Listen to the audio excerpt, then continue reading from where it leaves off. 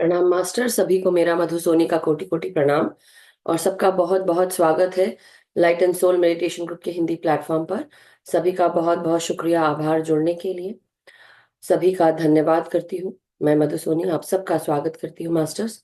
Thank you everyone. आइए हम सब हाथ जोड़कर सबसे पहले अपने गुरुजनों को प्रणाम करें और उसके बाद आगे बढ़ेंगे। हमारे साथ जुड़े हुए सभी डिवाइन बीइंग्स, असेंडेड मास्टर्स, परम गुरु मंडली के मास्टर्स, सप्तऋषि मंडल मास्टर्स, सभी सिद्धों को, गुरुओं को, टीचर्स, हीलर्स, मेंटर्स, हमारे ग्रेट ग्रैंड मास्टर पितामह ब्रह्म ऋषि पत्री जी, महाअवतार बाबा जी, और साथ ही साथ हमारे सभी मास्टर्स जो एस्ट्रल रेल्म से जुड़े हुए हैं, स्पिरिचुअल रेल्म से जुड़े हुए हैं। साथ ही साथ हमारे loved ones, ancestors, angelic realm के masters, mother earth, father universe, mother nature, sun moon constellations, सभी मास्टर्स को, गुरुजनों को, डिवाइन बींग्स को हम सब की तरफ से कोटि कोटि प्रणाम। और सभी का हम बहुत बहुत स्वागत करते हैं, आवाहन करते हैं सभी मास्टर्स का जो मोस्ट हाई से जुड़े हुए हैं।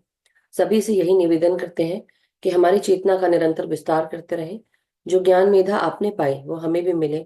जन्म पूर्व योजना, उद्देश्य जो भी हम लेकर आए हैं उन्हें पूर्ण कर सके, सही रास्ते पर चलें, सत्य के साथ आगे बढ़ें और हमारा आप मार्ग प्रशस्त करें, हमें गाइड करें, हमारे प्रोटेक्शन रखते हुए, हमें सही मार्ग दिखाते हुए, हमें अलाइन रखें। जो भी हाईएस्ट टाइमलाइन हमने सेट की है अपने इनकारनेशन के लिए, उनके साथ हमें अलाइन करें। हम यही प्रार्थना करते हैं। Thank you so. Excuse one second. Excuse me, sorry masters, excuse me.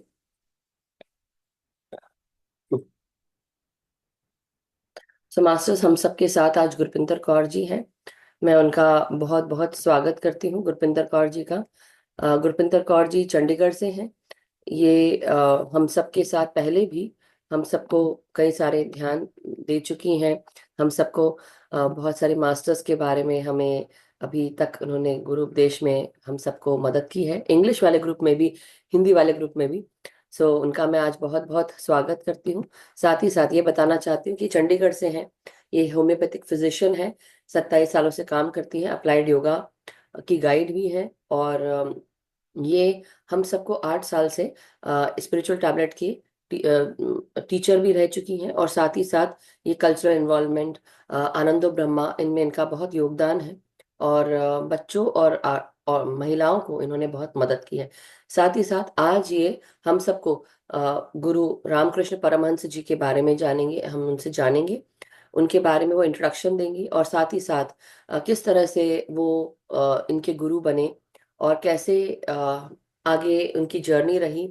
Gurpinder जी कैसे, क्या मन हुआ, क्या बहुत सारे महत्वपूर्ण बिंदु हैं जिस पे हमको बात करनी है। तो आइए अब आज हम सबसे पहले गुरपिंदर जी से उनका स्वागत करते हैं। बहुत बहुत स्वागत आपका, और आगे आप हमको ले चलें रामकृष्ण परमहंस मास्टर के साथ। Over to you Gurpinder ji, बहुत बहुत स्वागत है। Thank you, Mataji. Thank you, everybody, for being here. मेरी आवाज आ रही है जी? सो परिचय भी हो गया। गुरु उपदेश की श्रृंखला बहुत अच्छी चल रही है। जब अपना सेशन देना होता है तब तो आना ही होता है, लेकिन मैसेज भी डेली चेक करते हैं। I will try to be with the group energy always. तो बहुत अच्छा लग रहा है ये जो ज्ञान सरिता चल रही है। तो वो होता है ना कि जब जहाँ ज्ञान की गंगा बह रही हो तो एक डुबकी लगा लेनी चाहिए। वही अवसर ढूंढते ढूंढते मैं यहाँ आ जाती हूँ। एक्चुअली एक्चुअली मैं ऐसे सोचती हूँ कि ये अवसर हम सबको मिला है कि हम सबको गुरुओं के बारे में उपदेश देने का, उनकी जीवनी के बारे में जानने का। तो हम पे कितनी कृपा है मास्टर्स की, मैं ये सोचती हूँ, और ये कृपा बनी रहे हमेशा। यहाँ या थैंक यू। पता नहीं, जैसे कहते हैं ना कि यूनिवर्स आपको सब कुछ देता है। मतलब जी 221 में जब मैं पीएमसी उड़िया के साथ जुड़ी हुई थी, वहां मैं 2-3 प्लेटफॉर्म्स के साथ कंटिन्यूसली 20 से मेरी जर्नी शुरू हुई हुई थी। सब जी जगह जी। मैं बोलती थी कि हम अकेली मेडिटेशन करते हैं, why not to talk about masters, के कश्मीर से लेके कन्याकुमारी तक। तो यस। वो इतने सालों, 4 साल लग गए वो मेरी मैनिफेस्टेशन जब यहाँ मुझे मिली। तो बहुत बार मैंने ये सुजेशन दी थी कि हमें वो पूरा भारत के मैप के अकॉर्डिंगली सारे स्टेट वाइज हमें क्या बात चलना है, चाहिए, हर अमेजिंग। जगह एक्सप्लोर करना चाहिए, ना कि वो कि जिनको हम सिर्फ पॉपुलरली जानते हैं। और ये ऐसा प्लेटफॉर्म है जहाँ पे आप मास्टर्स को मैं देख रही हूँ, हर किसी का जिसका जिसके साथ लगाव है, क्योंकि उनकी शिक्षा ने, जैसे मैंने जो भी बुल्ले शाह का या ललदेद का शेयर किया, मैं उनको पिक कर पाई जिनकी मेरी लाइफ में कुछ वो था। इम्पोर्टेंस तो या आपने यस, इंस्पायरेशन थी, जुड़ा हुआ इंस्पिरेशन। था। तो हर कोई मास्टर जिनका मैं देखती हूँ, कोई गुरु समर्थ का, हर कोई जिस जिसको जो जो के साथ कनेक्शन है, तो वो एक गुलदस्ते की तरह ये प्रोग्राम सजता जा रहा है। Thank you very much. Thank you पहले तो सबको, और कॉन्ग्रेचुलेशन जो जो मास्टर्स इस उसमें लगे हुए हैं कि गुरु उपदेश में। Thank you. Thank you so much. Yes, सभी की बहुत मिली जुली, यानी कि ये टीम, मतलब ग्रुप हमारा जो है ये टीम वर्क कर रहा है, और उनकी सबकी मिली जुली मेहनत है। क्योंकि किसी के एक या मैं आगे चला रही हूँ मेरे करने से नहीं होता, सबकी मिली जुली मेहनत है। तो ये सबको श्रेय जाता है कि ग्रुप को ऊर्जा देना, और साथ ही साथ अपने ऊपर काम करना और ग्रुप के साथ भी काम करना, ये बहुत बड़ी बात है। और ये कृपा भी मास्टर्स के द्वारा मिल रही है, इसकी कृपा और हम रख पाए, वो बहुत महत्वपूर्ण है। थैंक यू सो मच ये गुरपिंदर जी। ये ऐसे मुट्ठी बंद करेंगे तो पावर बनती है, अगर सारी जुड़ जाएंगी उंगलियां, तभी जो जैसे सारे मास्टर यहाँ, तो वो एक अभिनंदन ही बनता है और नमन बनता है जो काम यहाँ हो रहा है। Thank you very much. So masters, जैसे कि पहले तो मैं थोड़ा सा परिचय उनका स्लाइड्स का, को होस्ट है ना। हाँ हाँ बिल्कुल, आप है को होस्ट।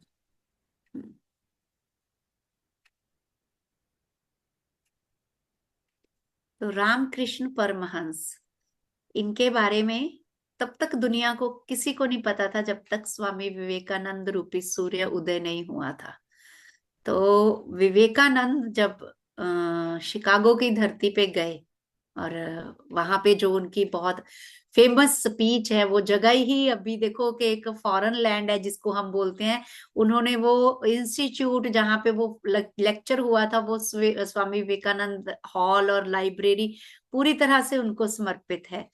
तो फ्रेंड्स, विवेकानंद से जब किसी ने पूछा, जब वो इतने ज्यादा पॉपुलर हो गए थे, क्योंकि एक तरह से जो जिसको बोलते हैं ना कि मुर्दे को जीवित करना, तो जो हमारी सनातन संस्कृति थी, या जो एक अद्वैत का भी जो रूप था, वो बिल्कुल धूमल हो चुका था उस समय तक। कुछ तो अंग्रेजों के कारण, कुछ मतलब ये इतना ज्यादा जिसको बोले कि रूढ़िवादिता इतनी बढ़ गई थी कि जो एक साइंटिफिक रिलीजन या स्पिरिचुअलिटी, रिलीजन भी नहीं हम बोलेंगे, स्पिरिचुअलिटी थी। साउंड शेयर हो रही है, साउंड शेयर आप ऑफ कर दीजिए, फ्री हो पाए। नो प्रॉब्लम, डोंट वरी, ये तो मेरा जो गाने का यूट्यूब में प्ले करती हूँ ना उसका है, सो डोंट हाँ वरी। नहीं, उस पे आ रहा है कि starting share screen will stop other computer sound हाँ, अगर बंद होगा। अब आप कर ले, या हो गया। या मे वहां बी पे एक मेरे, ऑप्शन होता है कि आप कैंसिल पार्टिसिपेंट स्क्रीन शेयरिंग, तो मैं वो भी अभी धीरे धीरे ना वो सीख सीख रहे हैं, रही हूँ इसलिए बता सारा रही कुछ। हूँ आपको। हाँ। सो आई थिंक क्लियर है। उसको मधु जी, मैक्सिमाइज कर दें, मैक्सिमाइज कर दें। मैक्सिमाइज, हाँ, ऊपर ऊपर है, और ऊपर, और ऊपर यहाँ जो, पे। नहीं नहीं, वो जो बटन है ना, स्क्वायर बटन शेयर के ऊपर है, शेयर हाँ हाँ हाँ, उसको। Okay, this one. हाँ, थोड़ा ही सा बड़ा हुआ, बट आप स्क्रीन को हाँ, खींच सकते हैं, आप चाहो तो स्क्रीन को खींच लें। नहीं आई थिंक विजिबल है सबको। हाँ विजिबल तो है, हाँ। मैं तो सिर्फ। हाँ, तो स्वामी विवेकानंद के बारे में जब सबको पता लगा, तो जब विवेकानंद बहुत पॉपुलर हो गए थे, क्योंकि रामकृष्ण परमहंस को जानना है तो थोड़ा सा विवेकानंद के बारे में, उनके बारे में भी आगे कभी करेंगे। तो जब विवेकानंद से पूछा गया कि आपकी ये, क्योंकि मेमोरी के बारे में उनके पता था, उनका कितना यूथ आइकॉन एक तरह से बन गए थे, तो कितना उनका वो था, तो हर किसी को एक क्यूरियोसिटी थी कि फ्रॉम वेयर, कि इनमें ये सब चीज कहाँ से आई। तो जब कोई पूछता था तो वो ठाकुर के बारे में बताना शुरू किया कि मेरा गुरु, मेरी गुरु माँ ऐसे बात करते थे, तो तब किसी ने वहां उनको बोला कि आप रामकृष्ण परमहंस के बारे में, फिर अपने गुरु के बारे में लिखें। तो तब स्वामी विवेकानंद के ये वर्ड थे कि रामकृष्ण चाहें तो वो 1000 विवेकानंद बना सकते हैं, उनकी इतनी कैपेसिटी है, बट विवेकानंद चाहे तो 1000 विवेकानंद मिलके भी रामकृष्ण परमहंस को डिस्क्राइब नहीं कर सकते कि वो क्या थे। तो इसलिए बहुत हर दुनिया को, पूरी को ये क्यूरियोसिटी थी कि यस, ऐसा कौन सा मास्टर है, ऐसा कौन सा गुरु है। बहुत चूजी थे, कोई जैसे आजकल के गुरु होते कितने कितने शिष्य, बहुत लिमिटेड। रामकृष्ण परमहंस के जीवन में जो उनका इतना जीवन काल था, क्योंकि बचपन से ही उनकी तो श्रद्धा भक्ति, माँ के साथ लगाव, माँ काली के भक्त थे, फिर भी उन्होंने गिन चुन के मोती, जिसको बोलते हैं मोती, अपने पास रखे थे कि ढूंढ ढूंढ के। सिर्फ 16 डायरेक्ट डिसाइपल थे उनके, ओनली 16। इतना बड़ा मास्टर जिसके नाम पे अब पूरी दुनिया जानती है, इतने रामकृष्ण मिशन है, लेकिन डायरेक्ट तो बहुत चूज करके उन्होंने, जैसे सबसे पहले तो विवेकानंद ही आए थे, तो ये था विवेकानंद का टेक के जो एक इतना इंटेलिजेंट, जो कि जिनका ज्ञान, जिसको हम बोलते थे असामान्य था विवेकानंद का, बट ही, जैसे ही रामकृष्ण परमहंस का नाम आता था, ही जस्ट मेल्ट डाउन। वो एकदम से एक बच्चे की तरह हो जाते थे कि मैंने जो पाया ठाकुर से पाया। तो और उसके बाद रामकृष्ण मिशन भी, उनके उसमें जो उनकी विजन थी, जो उनकी शिक्षाएं थी, तो स्वामी विवेकानंद ने अमेरिका से वापस आके भारत की धरती पे रामकृष्ण मिशन शुरू किया। उन्होंने कहीं पे भी अपना नाम नहीं, क्योंकि रामकृष्ण परमहंस से ही जो उन्होंने पाया था, जो शिक्षाएं पाई थी, एक अद्वैत की, जहाँ पे कोई तेरा मेरा नहीं, हर धर्म बराबर है, वननेस है, जैसे ठाकुर ने बोला था जथा मत तथा पथ, हर धर्म बराबर होता है। ऐसा गुरु जिसने खुद से हर धर्म की साधना करी थी सबके सामने। उन्होंने ईसाई, मुसलमान, सब धर्म, नानक पंथी उनके गुरु थे। और तंत्र साधना उन्होंने एक फीमेल से करी थी उस टाइम में, जब ये कलकत्ता या जो खास करके ब्राह्मण परिवारों में इतनी रूढ़िवादिता होती थी कि लेडीज एक पर्दे से बाहर नहीं आती थी। उस समय में रामकृष्ण परमहंस का जन्म था, और उसी समय उन्होंने भैरवी ब्राह्मणी को भी अपना गुरु बना के तंत्र साधना करी थी। तो ऐसे थे रामकृष्ण परमहंस। तो इसीलिए कि अगर कोई सिर्फ विवेकानंद को पढ़ता है, तो यहाँ पे मैं एक स्टोरी भी, क्योंकि आज हमारा इंट्रोडक्शरी, और मैंने मधु जी के बोला था कि ये जस्टिफाई मैं एक दो एपिसोड में नहीं कर पाऊंगी, हमें टाइम टू टाइम लेना पड़ेगा, क्योंकि मेरे तो पूरी जीवन का आधार यही है। तो एक हमारे चंडीगढ़ रामकृष्ण मिशन के मॉन्क थे, क्योंकि यहाँ पे जो मॉन्क्स वगैरह आते हैं कोई ऐसे नहीं, वो एमडी, बहुत सीनियर सीनियर पोस्ट ग्रेजुएट और क्वालिफाइड वो होते हैं। तो वो थे एमडी गेस्ट्रोलॉजी फ्रॉम एम्स। तो कहते हैं मैं दिल्ली आश्रम होता था जब मैं एम्स में एमडी कर रहा था, एक ही एक बच्चा, एक एमडी डॉक्टर इंदौर से, माँ बाप ने करने भेजा उनको, एमडी करने भेजा गेस्ट्रोलॉजी की।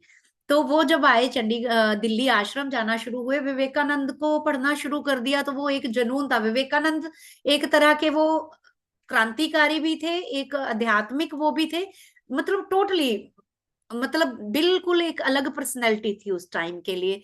तो वो कहते मैं दीक्षा लेने पहुंच गया, संन्यास लेने पहुंच गया, तो वो मुझे कहते कि आप कौन कौन सी बुक्स, तो उससे पहले इंटरव्यू होती है। तो मैंने बोला मैंने विवेकानंद का सारा साहित्य पढ़ा हुआ है। तो कहते टू माई सरप्राइज मेरी टोटल रिजेक्शन हो गई कि नहीं, you are not qualified for, क्योंकि आपने रामकृष्ण, कहते मैंने कहा विवेकानंद को जानते हैं, विवेकानंद को सारी दुनिया जानती है। तो जो दीक्षा देने आए थे, या जो सन्यासी के लिए या ब्रह्मचारी के लिए वो होती है इंटरव्यू, कहते मैं क्वालिफाई नहीं हो पाया। उन्होंने कहा take 1 year time, study Ramakrishna Paramhansa, then come to us, you know only Vivekananda, but who make Vivekananda, Vivekananda को किसने बनाया उसके बारे में आपको पता होना चाहिए। तो ये आज हम थोड़ा सा उनके, ये था कि विवेकानंद, रामकृष्ण परमहंस का क्या वो था कि विवेकानंद के थ्रू ही सारी दुनिया उनको जान पाई। वो तो अपने आप को इतना छुपाए हुए थे, कहीं जाते नहीं थे वो, मतलब सिर्फ एक ही जगह रहते थे माँ के साथ। उनको तो माँ काली के अलावा और कुछ सूझता ही नहीं था। तो ये था उनका थोड़ा सा परिचय। तो जीवन का जो परिचय है, तो वो जैसे बताया कि 19वीं सदी में एक संत हुए, आध्यात्मिक गुरु हुए। कोई उनको पागल बोलता था, कोई मिस्टिक बोलता था, कोई कुछ, लेकिन रहस्यवादी और आध्यात्मिक गुरु थे, पूरे मिस्टिक थे। उनका जन्म 1836 में हुआ था, पश्चिम बंगाल कामरपुकर में। बचपन से ही वो धार्मिक प्रवृत्ति के थे, माँ काली की भक्ति में लीन रहते थे, और आध्यात्मिक साधना और धार्मिक सहिष्णुता का प्रतीक थे, टॉलरेंस कि उनको ये नहीं, जैसे ब्राह्मण परिवार से थे उस समय के ब्राह्मण, अगर कुल देखो तो स्वामी विवेकानंद एक बोलते थे कि हिंदू धर्म की या सनातन की जो सबसे ज्यादा दुर्गति हुई है, वो खुद यहाँ के पंडितों ने और गुरुओं ने करी है, कि उन्होंने इसको इतना लिमिटेड कर दिया ओनली इन रिचुअल्स, और वो जो क्रियाकलाप होते हैं, ज्ञान बिल्कुल खत्म हो गया, सिर्फ बाहरी अटंबर रह गया। सबसे ज्यादा स्वामी जी बहुत कड़वे शब्दों में बोलते थे, ठाकुर भी यही कहते थे।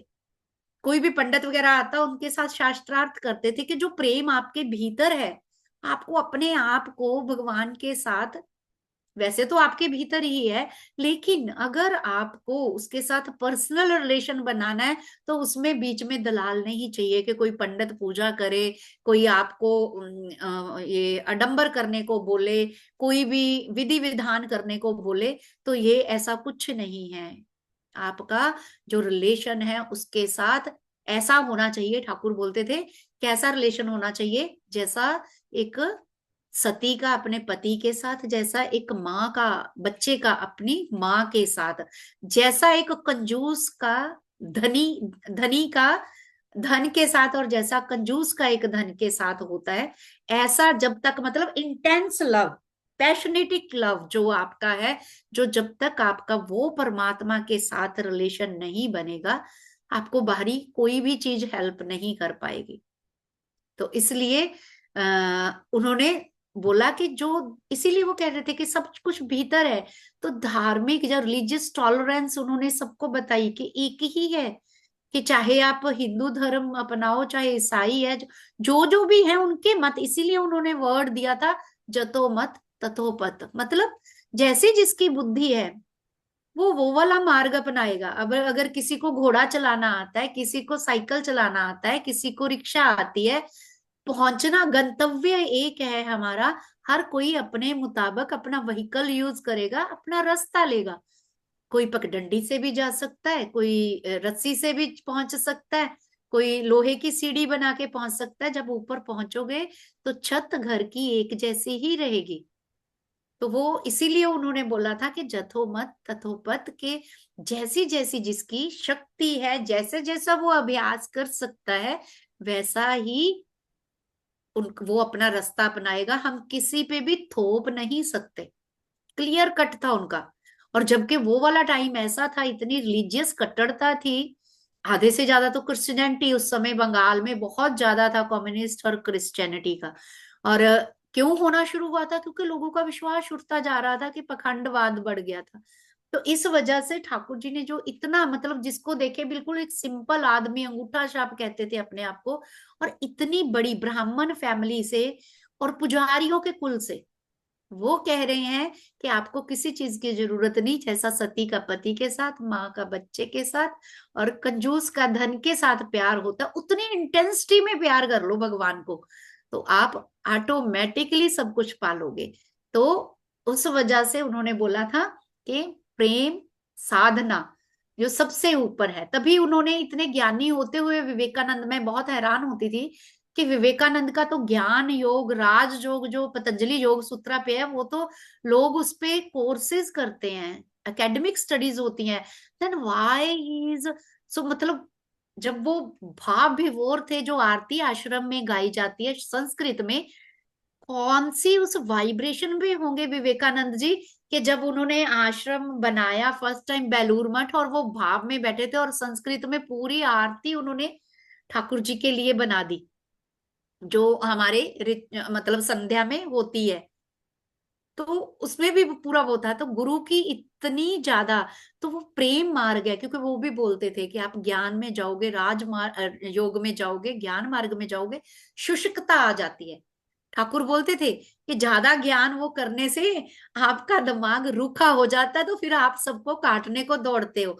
जो प्रेमा भक्ति है, वो प्यार है, वो एक तरह की लुब्रिकेशन आपके अंदर, कि आप चाहे, देखो अवतार भी आए, या आप चाहे कितनी मर्जी ऊंची पदवी पे पहुंच जाओ, लेकिन जो प्रेम भाव है, इसीलिए उन्होंने भक्ति को वो भी किया कि प्रेम भाव से आपका मन थोड़ा भीगा रहता है, आप दूसरे को समझ सकते हो।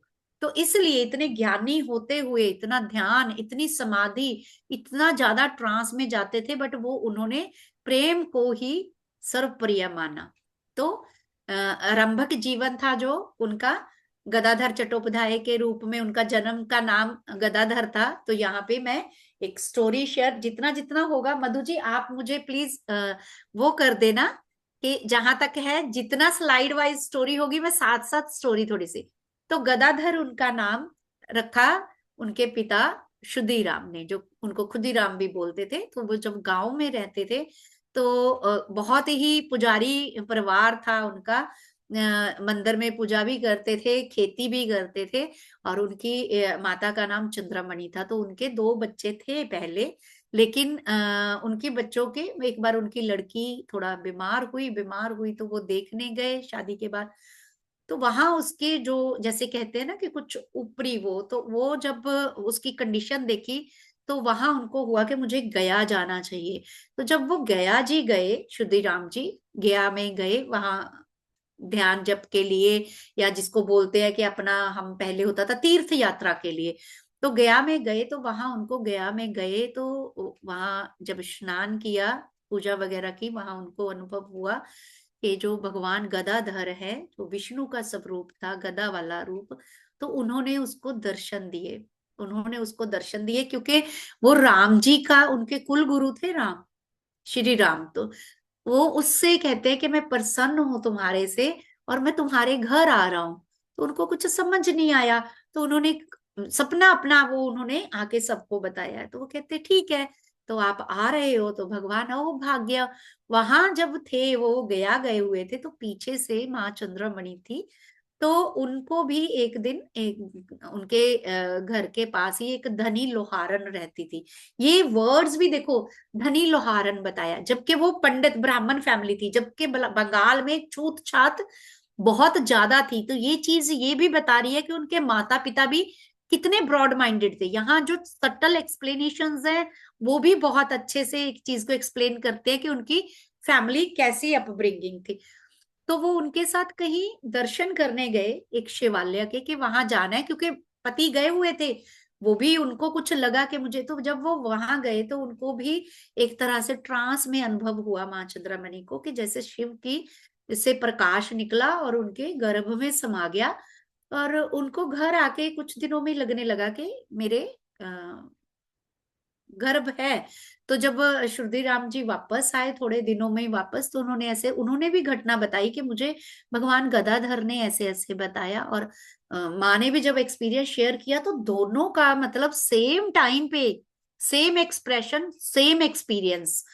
तो यानी कि कुछ, कोई दिव्य आत्मा हमारे घर में आने वाली है। तो जब भगवान राम कृष्ण का जन्म हुआ, तो सबको पता था कि वो जो दाई थी, जो धनी लोहारन दाई थी, उन्होंने भी बताया उनके पैर देख के कि बच्चा बहुत ही ज्यादा, पंडित ने भी जो बताया कि बच्चा बहुत ही ज्यादा, जिसको बोलेंगे कि आगे जाके ज्ञानवान और बहुत अलौकिक ये बच्चा है।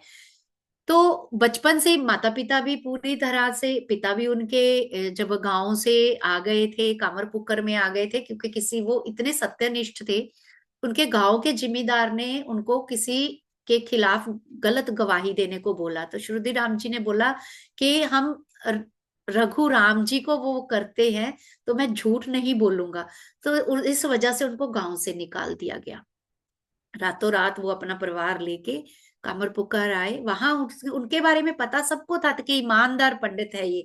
तो किसी दोस्त ने उनको थोड़ी सी जमीन दी, जहां वो जमीन का काम भी, खेती बाड़ी का काम भी करते थे, और अपना बाकी का पुजारी का काम भी करते थे। तो ऐसे ही वहां पे इनका जन्म हुआ, कामरपुकुर में।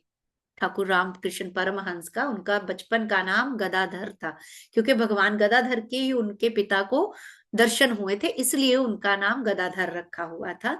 तो बचपन से ही बहुत धार्मिक थे, क्योंकि वैसा ही माहौल मिला हुआ था। हमेशा पढ़ाई की तरफ कम ध्यान होता था, तो वो क्या करते थे, अपने जहाँ पढ़ने जाते थे वहां सब स्टूडेंट्स को इकट्ठा करके। तो क्योंकि धार्मिक प्रवचन आपने देखा होगा, जो भी हमारे साथ इवन जो एज है या 70-80 के पहले होता था कि गांव में लोग इकट्ठे हो जाना, या तो भजन कीर्तन करना या छोटे छोटे नाटक खेलना, ये बहुत कॉमन होता था। देखो हमारी संस्कृति में दिन त्योहार पे रामलीला होनी, भागवत कथा होनी, वहां पे भी देखो वो पूरा उसी तरह से सजा के या वो करके। तो वो क्या करते थे, हमेशा अपने दोस्तों को, छोटे छोटे बच्चों को लगा लेते, वो कृष्ण लीला, शिव की, मतलब ऐसे वो प्ले खेलते थे रामकृष्ण जी, छोटे होते से ही उनको। और छोटे होते से ही वो, क्योंकि वहां जा, सॉरी सॉरी गुरपिंदर जी, आप अनम्यूट सॉरी कर लीजिए, गलती से मुझसे हो गया सबको म्यूट कोई करना। बात नहीं, कोई बात नहीं। तो वो भजन कीर्तन में, साधना में इतनी रुचि रखते थे कि मतलब छोटे छोटे बालकों को भी उन्होंने इसी में लगा रखा था। तो पूरा ध्यान ही उनका इन चीजों पे रहता था। और फर्स्ट टाइम जब वो होता था, खेत में काम करने के लिए जाते थे, तो उनको वो मुरमुरे देते थे। मोस्टली जब खेतों में, बंगाल में होता है कि मुरमुरे बहुत, तो बच्चों को वो छोटी सी उसमें डाल के दे देते थे। तो वे ऐसे 6 साल के थे जब उनको फर्स्ट एक्सपीरियंस हुआ ट्रांस का, जो अपनी होश में वो सबको फिर बताते थे कि मैं खेत में गया मुरमुरे खाता खाता पिता के पीछे, और एकदम से काले बादल आए, क्योंकि उस तरफ देखो बारिश बहुत कंटिन्यूसली रहती है बंगाल की तरफ। तो कहते सफेद बगलों का एक झुंड जा रहा था। तो वो जो विपरीत एक वो काले बादल, उसमें सफेद, वो देखते ही उस एक ऐसा विस्मित वो हुआ कि वो बेहोश हो गए। घर में मुरमुरे बिखर गए और सब लोग बेहोश, गदाधर को उठा के घर लेके गए। जब उनको होश आया, फिर उन्होंने बताया, तो वो चीज सब समझने लग गए थे कि इसका तो कनेक्शन, और माता पिता को तो पता ही था कि जब उनके ऐसे एक्सपीरियंस होने लगे, फिर माता पिता ने सबको बताया भी कि ये बच्चा, लोग पागल समझते थे, तो माँ बाप को भी होता था कि इसको पागल समझते हैं। उन्होंने बताया भी कि ये मेरा अनुभव गया में हुआ था, वहां चंद्रमणि को भी ये भगवान शिव का हुआ था। तो ये एक, मतलब जिसको बोलते हैं कि भगवान की तरफ से ही ये प्लैंड सोल है। तो वो सबको बताते थे। तो ऐसे ही भजन कीर्तन में वो अपना टाइम जो था निकालते थे। उसके बाद जब माँ बाप को लगने लगा, इसमें और भी थोड़ा सा यही ऐड करूंगी इसी स्लाइड में, कि जब वो मतलब भजन कीर्तन करते थे, सब कुछ करते थे, उनके ऐसे अनुभव होने लगे। तो उनके जो बड़े भाई थे, पिता क्योंकि वहां पे आके 6-7 साल के अंदर पिता गुजर गए थे, तो बड़े भाई पे जो थे उन पे आ गया। तो उन्होंने पंडिताई का काम करना शुरू कर दिया, तो घर का पूरा खर्चा उन्होंने चलाना था। तो जब बड़े भाई ने ऐसे अपना घर का खर्चा चलाना शुरू किया, तो क्या हुआ कि घर गांव में भी वहां लोग सारे कहने लगे कि ये गदाधर तो ऐसे ही कहीं पे भी खड़ा हो जाता है, उनको कहीं पे भी भाव समाधि हो जाती थी। भजन कीर्तन करना, उनका पढ़ाई में ध्यान नहीं था। पंडित ने जवाब दे दिया था कि ये पढ़ते कुछ नहीं है। माँ को भी चिंता होती थी। तो भाई ने सोचा कि मैं इसको अपने पास कलकत्ता ले आता हूँ, वहां रख के इनको पढ़ाऊंगा लिखाऊंगा, नहीं तो काम करेगा। तो ऐसे करके वो उनको वहां ले आए थे। तो वहां आके जब कलकत्ता में रह रहे थे, वहां रानी रासमणी का मंदिर था, बहुत ज्यादा बड़ा रास मंदिर था। तो उस मंदिर को रानी रासमणी ने बनाया तो था। जब उस मंदिर की वो उन्होंने सोचा कि प्राण प्रतिष्ठा करनी है, और बहुत रिच वो लेडी थी, विडो लेडी थी, लेकिन जो वहां के ब्राह्मण थे उन्होंने बहुत पूरी तरह से उसका अपोज किया, क्योंकि शी वॉज नॉट ब्राह्मण, she was from other caste. तो उनको वहां का वो करने नहीं दिया। तो वो पूरी तरह थे कि इतना पैसा उस समय, लाखों रुपए, आज से 2 सदियां पहले लाखों रुपया लगा के उन्होंने जो दक्षिणेश्वर मंदिर बना हुआ था, माँ काली का बनाया था रानी रासमणी ने। तो वो पूरी तरह वो हो गया। लेकिन जब उनके कान ये उन्होंने किसी से पूछा, तो रामकृष्ण के गदाधर के बड़े भाई ने उनको हल बताया कि आप इसको किसी ब्राह्मण के नाम वो कर दीजिए, मंदिर को, जैसे होता ना पावर ऑफ टर्नी, है ना, तो पावर ऑफ टर्नी कर दीजिए, फिर इस मंदिर की स्थापना हो जाएगी, तो वो ब्राह्मण के नाम पे। और रानी खुश थी, तो राम कुमार जी इनके बड़े भाई ही उसके पुजारी बने, और ऐसे मंदिर की प्राण प्रतिष्ठा हुई। और वो वहां तो ऐसे ही वहां पे अपने भाई के पास रहने लग गए। तो वहां आसपास मंदिर बने हुए थे, राधा कृष्ण का मंदिर बना हुआ था, 12 वो शिव मंदिर बने हुए थे छोटे छोटे सारा।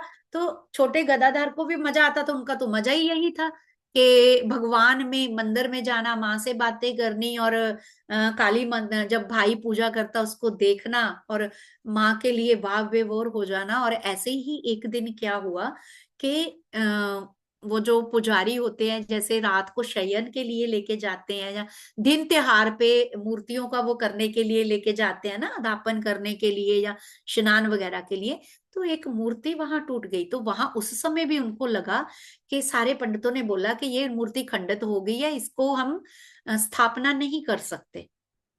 तो गदाधर तो छोटा सा छोटे थे, लेकिन वो देखते रहे, रानी परेशान कि अभी नए मूर्तियां बन के आई हैं, इसको मैं वो करूंगी। और जो मूर्ति जैसे बोलते हैं कि भाव से बनाई जाए, तो अगर खंडित भी हो गई, उनको कुछ समझ नहीं आ रहा था।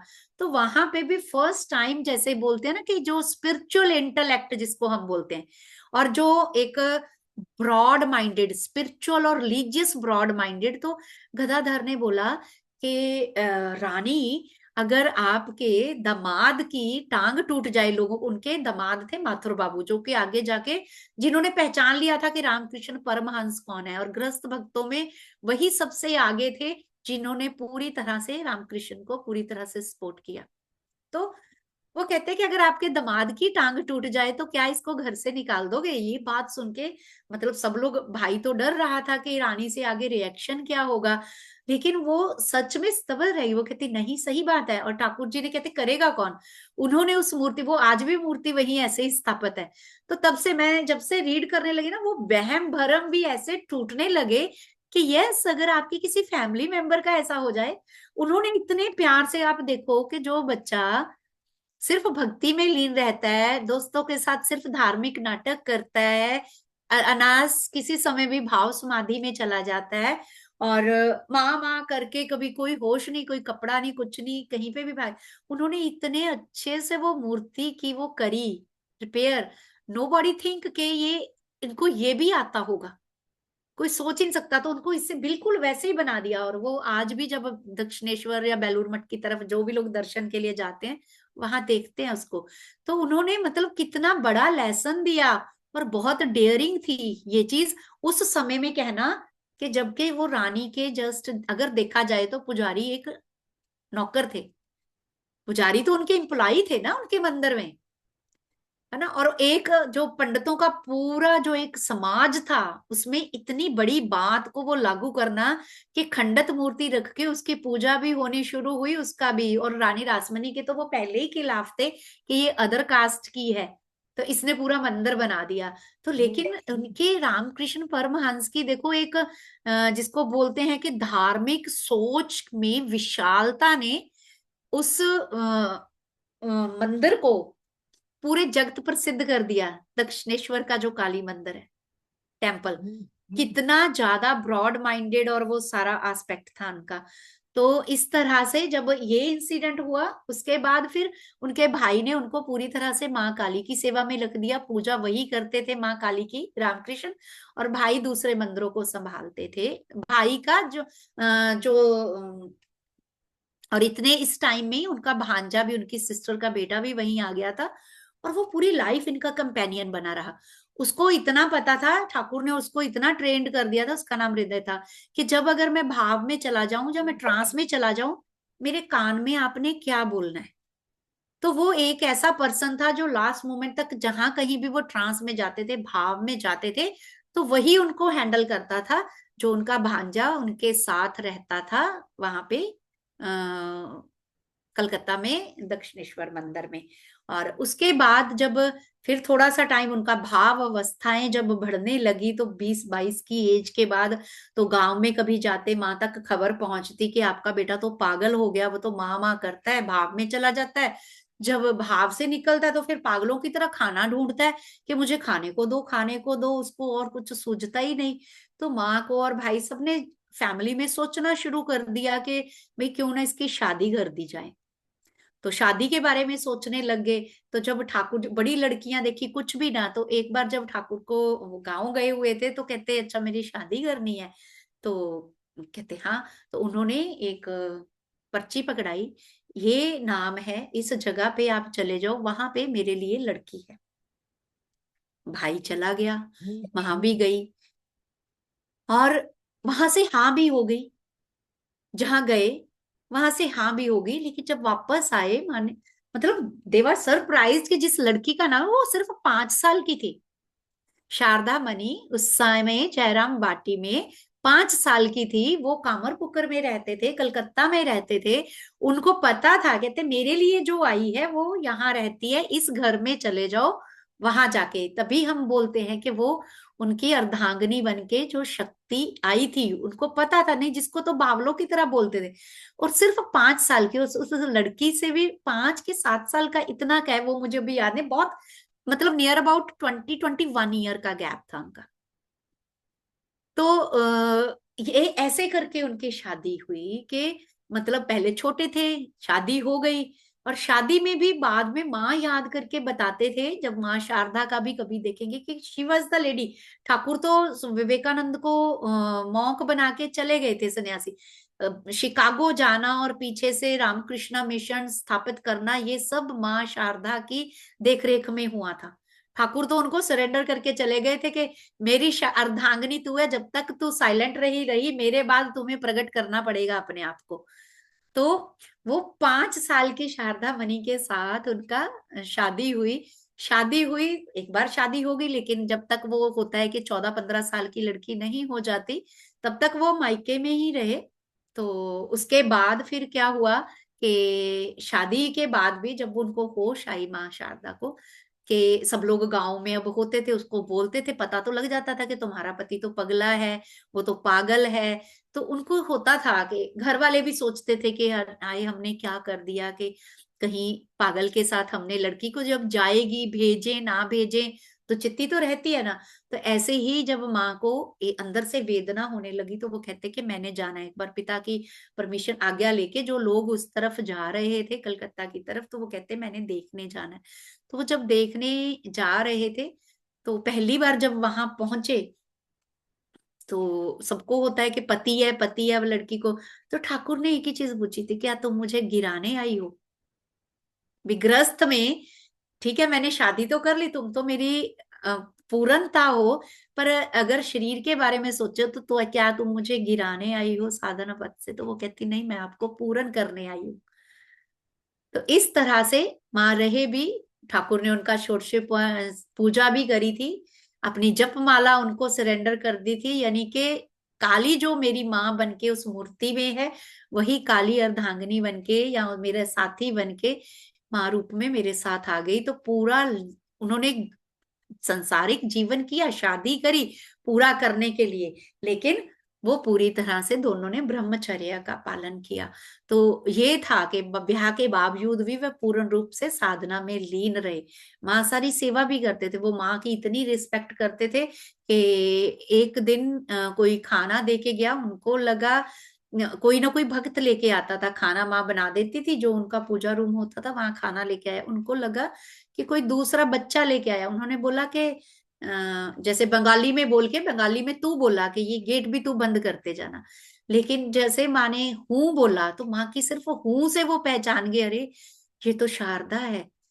तो वो वहां से ही उठे, नंगे पांव भागे पीछे पीछे माफी मांगने के लिए कि मेरा ये आशय नहीं था, तुम्हें मैं तू नहीं बोल सकता। मतलब इस लेवल तक की रिस्पेक्ट, क्योंकि उनको पता था, ही नोज वेरी वेल कि ये मेरी एक टाइम तक मैंने, और उसके बाद इसने मुझे मेरे सारे जो आगे के काम हैं इसने करने हैं। तो वो जो अर्धनारीश्वर वाला जो या संपूर्णता वाला, वो उनका देखो कि। और फिर माँ बाद में बताते थे कि एक बार कहीं पे कोई होता था, गांव तो पास पास में ही थे। एक बार कहीं नाटक खेल रहे थे तो उसमें ठाकुर शिव बने हुए थे। तो ठाकुर शिव का रूप हमेशा लेते थे, जब भी कहीं नाटक होता था ना वो शिव का मतलब रूप धारण करते थे, शिव का प्ले करते थे। तो सारी लड़कियां बैठी हुई थी जो देखने आई थी। तो किसी ने ऐसे ही पूछा कि शारदा तुझे कैसा पति चाहिए, क्योंकि पहले हमने देखा है 8 8 9 9 10 10 साल की शादियां हो जाती थी। तो उसने वो शिव जी की तरफ हाथ करके बोला था कि मुझे ये पति चाहिए।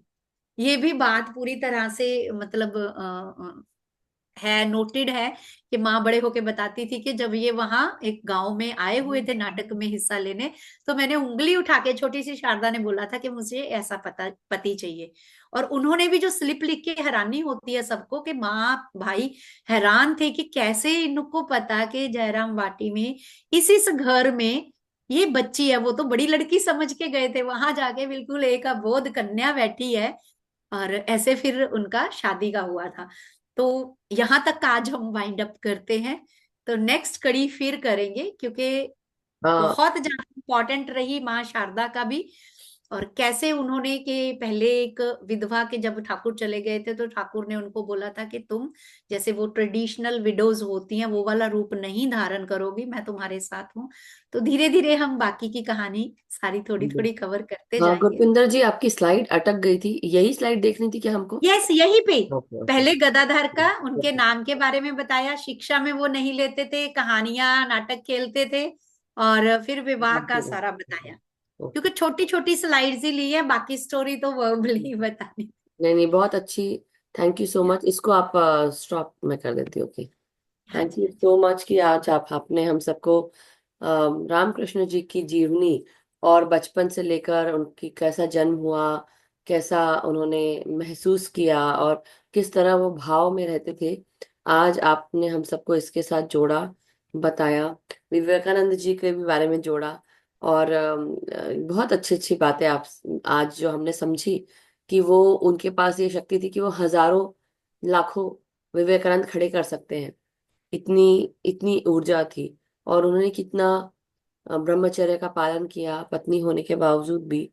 ये बहुत अच्छी, नो, जब हम ध्यान साधना पथ पे जाते हैं बहुत तरह के टेम्पटेशंस आते हैं रास्ते में, और उसको भी दूर करते हुए आगे बढ़ते रहे। Amazing, amazing. Thank you so much. यहाँ पे एक बात छोटी सी ऐड अब माइंड में आ रही है, तो क्योंकि उनके दोनों के माँ ने एक बार बोला कि मुझे कोई दिक्कत नहीं है, पर जैसे जब माँ कहते हैं लोग, बच्चों के, लोगों के बच्चे मैं देखती हूँ, तो ठाकुर कहते शारदा शरीर का तो एक बच्चा हो सकता है, दो हो सकते हैं, लेकिन तुम्हें माँ कहने वाली लाखों हजारों दुनिया होंगी। और देखो वही है। यस। जबकि उनका कोई मिशन नहीं था, ठाकुर ने अपने टाइम में कोई प्रचार नहीं, कोई भी नहीं, कोई प्रचार नहीं। बल्कि वो तो ऐसे थे कि वो जैसी अपनी वेशभूषा में रहते थे वो प्रतिष्ठित। यहाँ पे एक और स्टोरी है कि उसी समय में ये देवेंद्र नाथ ठाकुर के समकालीन बनते हैं। रविंद्र नाथ ठाकुर के फादर थे जो देवेंद्र नाथ ठाकुर, बहुत बड़े एडवोकेट थे वो थे। तो वो उनका था कि वो लोगों को, जैसे होता है ना शांति निकेतन, तो बड़े ठाकुर परिवार थे, तो वहां बड़ी बड़ी पार्टियां होती थी, बड़े बड़े लोगों को इनवाइट किया जाता था, इंग्लिश इन्फ्लुएंस बहुत था। तो एक बार बहुत लोगों का, बड़े बड़े जैसे वो थे साधु संतों को बुलाया गया, लेकिन उन्होंने रामकृष्ण परमहंस को इनविटेशन नहीं दी थी, देवेंद्र नाथ ठाकुर ने, उनकी फैमिली ने, कि ये सूट बूट पहन के या हमारी सोसाइटी के अकॉर्डिंगली अपना पहन के नहीं आ सकते। हाँ तो वो कहते मैं तो जो पहनूंगा वो पहनूंगा, मैं वैसा नहीं कर सकता कि जो कर सकूं। तो वो कहीं पे भी इतना उनके बारे में, तब तक सब कुछ ऐसे था। तो जिस समय ये वर्ड बोला था कि लाखों करोड़ों मुंह तुम्हें माँ बोलेंगे, तब तक उनको भी अंदाजा नहीं था कि नरेंद्र, आगे जाके नरेंद्र जिन जो उनका पहले नाम था स्वामी विवेकानंद के, आगे जाके एक ऐसा वो कारनामा करेगा। वो तो नरेंद्र तो उनके समय में तो, ठाकुर के लास्ट समय तक तो विवेकानंद की उनसे भिड़ती रहती थी। वो जितना ठाकुर उसको प्यार करते थे, विवेकानंद उतना ही उनको टफ कंपटीशन देते थे, लास्ट मोमेंट तक उनको परखते रहे। परखते रहे, क्योंकि बहुत ब्रेस्टर थे, वो भी वकील के बेटे थे, विवेकानंद खुद वकालत करी हुई थी। तो वो तो आए ही इस चीज के लिए थे कि भगवान को किसी ने देखा है। वो तो ऑर्थोडॉक्स मांगते थे, ब्रह्म समाज में चले गए थे। वो तो सब जगह पहुंचते थे, जैसे आजकल मीडिया वाले नहीं वो कुंभ में कवर करते कि कौन असली है कौन नकली है। विवेकानंद तो जगह जगह ऐसे जाके बस्ट करते थे जहां कोई सो कॉल्ड पंडित बोलता था कि भगवान होता है, लेकिन जब रामकृष्ण के सामने गए कि आपने भगवान देखा, वो कहते हाँ देखा है, जैसे तूने देखा तुझे देख रहा हूं वैसे मैंने भगवान को देखा। देन ही वॉज टोटली, चलो किसी ने तो हाँ बोली नहीं, अभी तक तो सब ना बोल रहे थे। तो विवेकानंद के साथ भी मतलब वो लास्ट तक नरेंद्र उनके साथ वो रहते थे कि जैसे पूरा गुरु ने चेले को परखा तो चेले ने गुरु को परखा था। क्या क्योंकि बात है। ठाकुर आगे जाके बताए कि कैसे मैं नरेंद्र को सप्तऋषि मंडल से लेके आया था। तो ठाकुर क्लियर कट बताते थे कि नरेंद्र तो तभी वो जैसे उनका मिशन पूरा हो गया था, ही लीव वॉलंटरली बॉडी, विवेकानंद ने अपनी बॉडी वॉलंटरली विकेट करी थी कि मिशन स्थापित करने का हो गया काम, बाकी के अब देखेंगे। ठाकुर ने बोला था कि वो अगर आंख सब बोलते थे कि आप सबको बोलते हो ध्यान करो ध्यान करो, आप नरेंद्र को ध्यान करने क्यों नहीं देते। ठाकुर कहते अगर ये ध्यान करने बैठ गया, इसको अपना आभास हो गया कि मैं कहाँ से आया हूँ, ये 1 मिनट में शरीर वकेट कर देगा, ये रहेगा ही नहीं जिस काम के लिए मैं लेके आया हूँ इसको। तो मैं सप्तऋषि मंडल से इसको लेके आया हूँ। क्या तो बात ये तो अगर अपना इसको स्व का ध्यान हो गया, ये जाएगा, चांस ही नहीं कि ये रह जाए जो काम करने आया है। तो बहुत ही प्यारी प्यारी कथाएं हैं नहीं शेयर नहीं, करें। बहुत सारी। इतनी सुंदर आपने एक बात बोली जो मेरे जहन में मुझे कुछ रियलाइज हो रहा था, और कुछ नहीं। बट अभी ये हर किसी को शेयर करने का नहीं है। But thank you so much, बहुत बहुत शुक्रिया गुरपिंदर जी। सो मास्टर्स, किसी को अगर कुछ पूछना है या कुछ कहना है तो जरूर आप बोलिए। Yes Hemraj ji. Thank you master. Thank you Madhu ji, इतने अच्छे साधना कराने के लिए। बस एक बात दिल छूने वाली थी। सब हर बात आपकी दिल छुआ था आज, पर एक बात,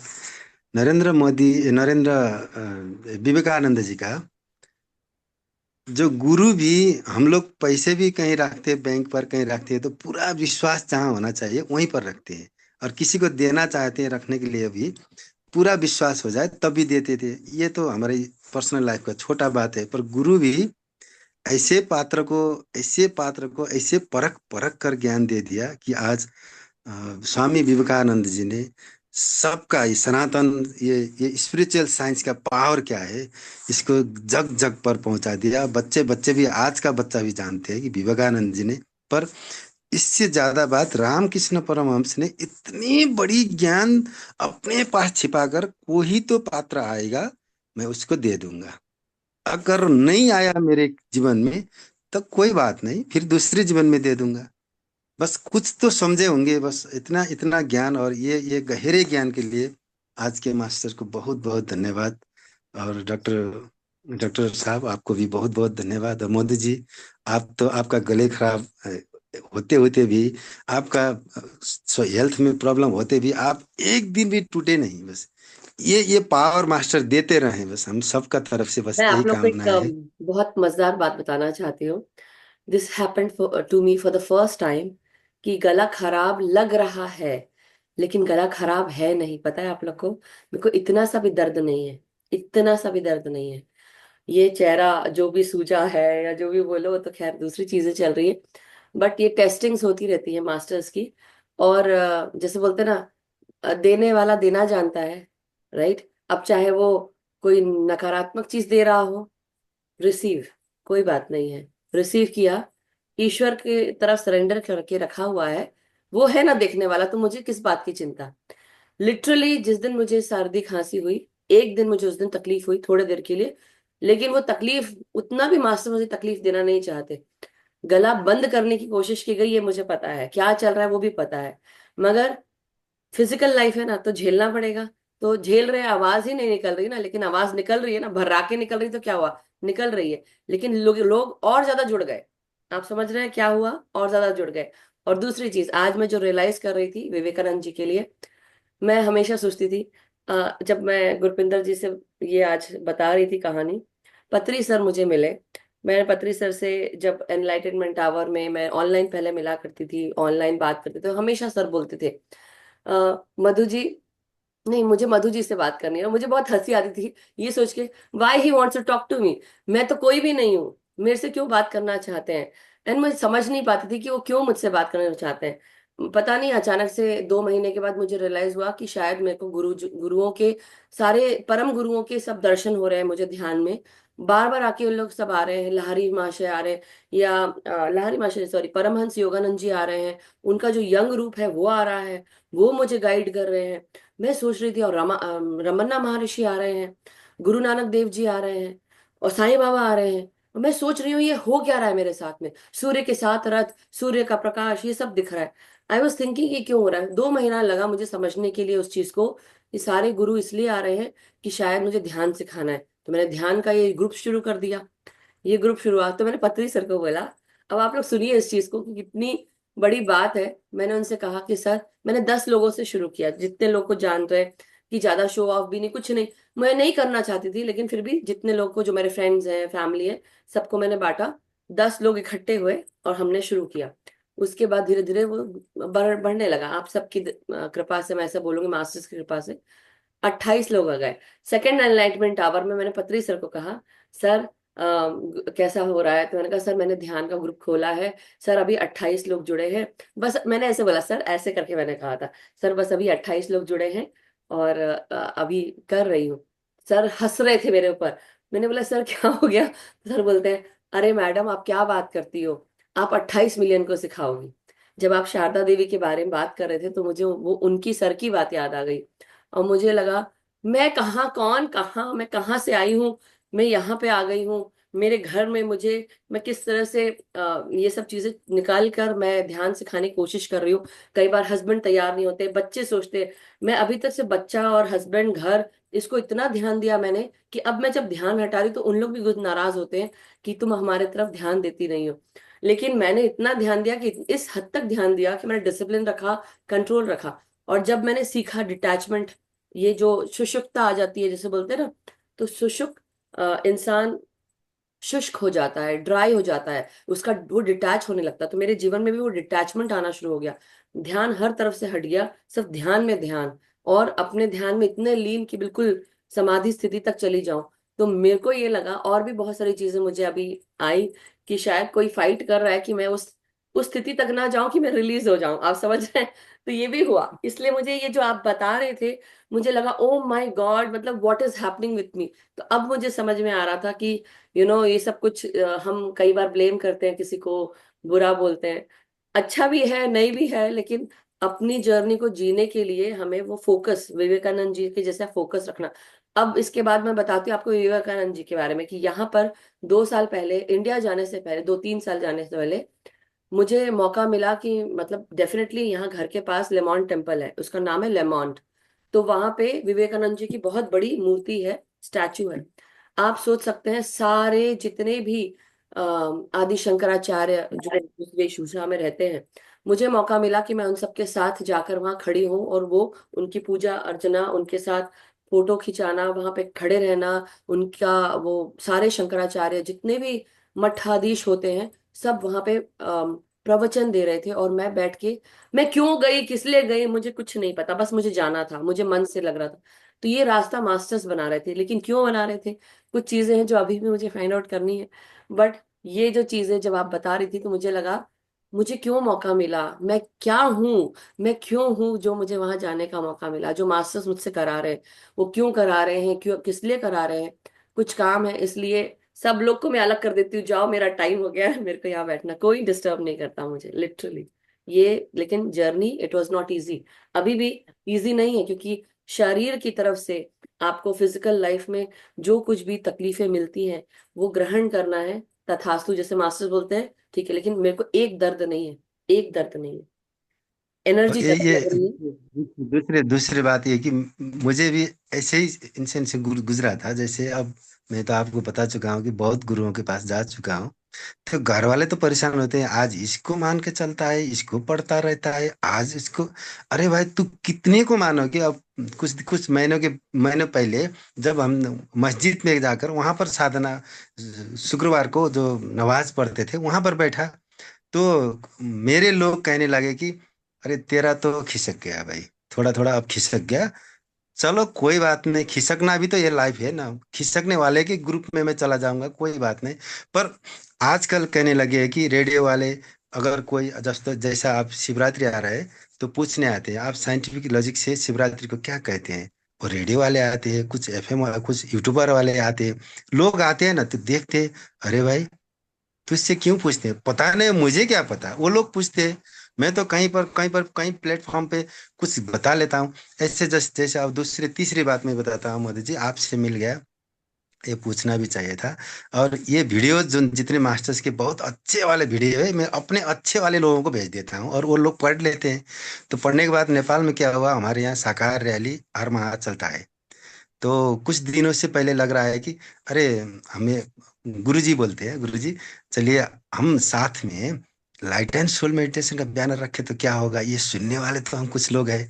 तो नहीं नहीं, मैंने मोदी जी को नहीं पूछा है और ये बात, क्योंकि अच्छी बात भी पूछ कर करना चाहिए। क्या तो हम चीज? मैं तो क्या चीज रखना तो है? इसलिए रुका हूँ क्या? जी। नहीं, मुझे समझ में नहीं आ रहा क्या रखना है, मुझे वो समझ में ही नहीं आया आपने क्या बोला। आपने वो वो उसमें उसमें क्या बोला कि पीएमसी नेपाल का एक बैनर होता है, साई राम का एक बैनर होता है, सबका बैनर होता है ना। तो हम लोग जो जिसको लाइट एंड सोल ग्रुप पर साधना ज्यादा करते हैं वो लोग चाहते हैं कि लाइट एंड सोल ग्रुप का बैनर रखें आगे, और हम लोग 8-10 जितने लोग हैं जाके शाकाहार रैली में जाएं, बस बस इतने पूछने के लिए भी तो नहीं, अनुमति तो बिल्कुल चाहिए ना जरूर। आपको। जरूर जरूर। शाकाहार रैली के लिए तो definitely light and soul meditation group जरूर उसके लिए करेगा, लेकिन बहुत सारी चीजें करनी पड़ती है मास्टर्स।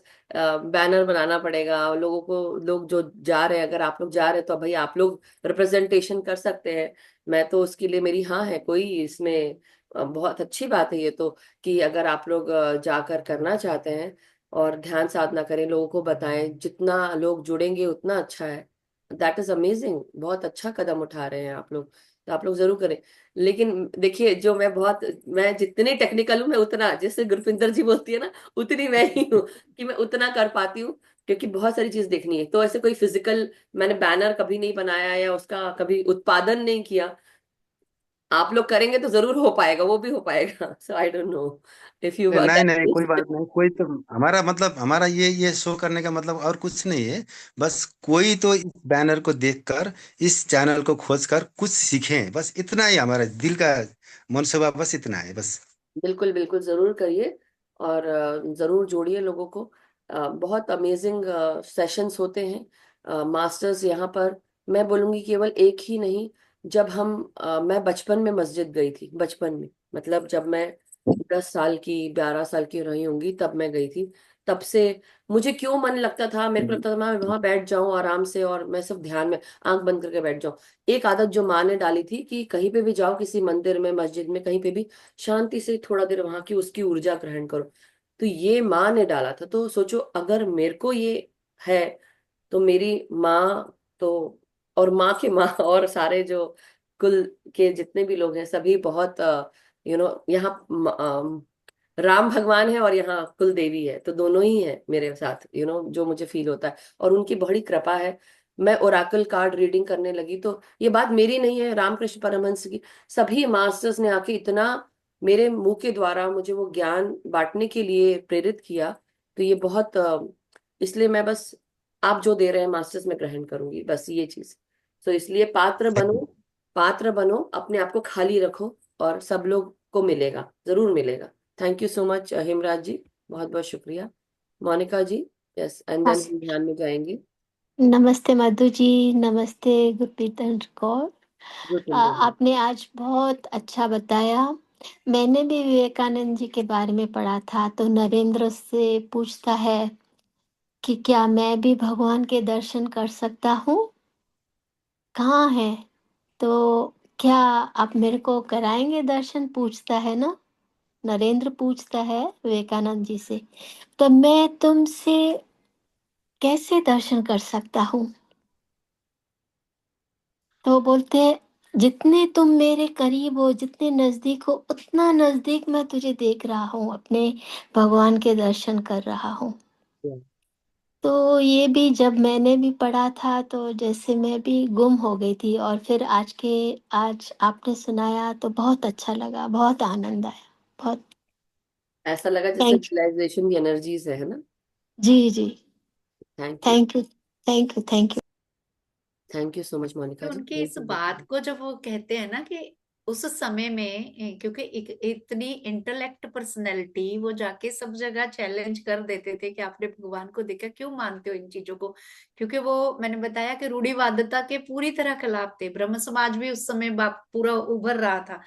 तो ठाकुर ने पहले तो उनको यही हुआ कि पहले तो एक तो बंदे ने ये बोल दिया कि हाँ मैंने देखा है और तुम भी देख सकते हो जैसे मैं देख सकता हूँ।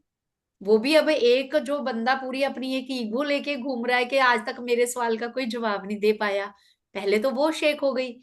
उसके बाद उसको कहते, आ गया तू, कब तक वेट करवाएगा तू, मैं कब से तेरा इंतजार कर रहा हूँ नरेन, तू आ गया। He was totally out of, मतलब ये, मैं तो क्या ऊपर से ये, मैं तो ये बहस कर रहा हूँ और ये मुझे कह रहे हैं कि तू आ गया। कितना इंतजार करवाया तूने, यानी कि तू इधर उधर भटकता रहा, तूने आना तो सीधा था यहाँ। बहुत अमेजिंग है यही। Thank you so much. ये भी है जर्नी, और उतनी ही जर्नी मेरी है कि एक सिख फैमिली से होते हुए जब मैं इस तरफ आई, तो वो कितनी बड़ी टगावार और स्ट्रगल थी। कोई फैमिली ऐसे नहीं थी कि आराम से किसी ने एक्सेप्ट कर लिया कि भाई हाँ ये, क्योंकि मैं कीर्तन करती थी, गुरुद्वारे जाना, पाठ करना, बट नो बडी अंडरस्टैंड कि ये सिर्फ कोई ये नहीं है कि आप किसी रिलीजन को फॉलो करने लग जाओगे या एक वो कर जोगे, जब ना आप मैं आपको कन्वर्जन हो जाएगी, नहीं। आप एक विचार के साथ एक ग्रोथ थी वो। गुरबानी में भी ऐसा नहीं था कि कुछ मतलब वो भी कट्टरता वाला, क्योंकि दोनों एक्सट्रीम मुझे बुरी लगती थी, मैं नहीं मान पाती थी। मेरा बाबा नानक के साथ प्यार था, दिल वाला प्यार था बाबा जी के साथ, कि हम जैसे भी हैं बिना किसी उसके तुम्हारे हैं। और बड़े आराम से वो करती थी। और कैसे मेरी लाइफ में रामकृष्ण परमहंस है, ये मैं नेक्स्ट टाइम शेयर करूंगी। बिल्कुल बिल्कुल। नहीं, आज तो I thank you think so बहुत मच। टाइम हो गया। या thank you so much Gurpinder ji, बहुत अच्छा लगा कि आज हमने ये सब इनको श्रवण किया। Thank you so much. और हमारे दिमाग में बैठा। तो चलिए फिर हम सब ध्यान में आगे बढ़ते हैं। ध्यान के साथ आगे बढ़ते हुए गुरपिंदर जी हमें अभी हमारे पास 38 हो रहा है, मेरे यहाँ पे 40 बेसिकली। तो हम अपन 40 मिनट्स तक ध्यान कर सकते हैं आराम से। 40 मिनट सफिशिएंट है। 40 मिनट थैंक यू। सफिशिएंट है। जी जी जी। 30 तो minutes। मैं म्यूजिक शेयर करती हूँ। जी, थैंक यू।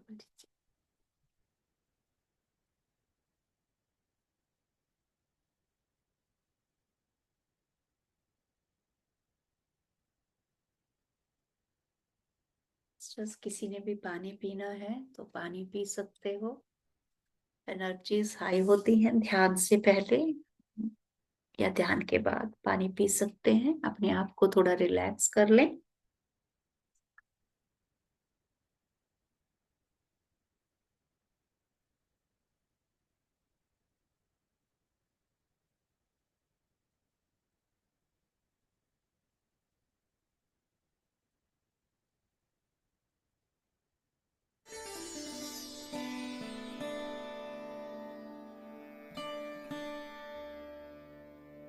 अपने आप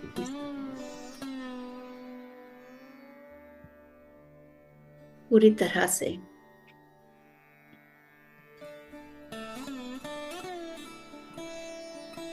गुरु रूपी ऊर्जा हमारे साथ है। ध्यान में बैठे नहीं, अपने तीनों लॉक लगा लेने हैं।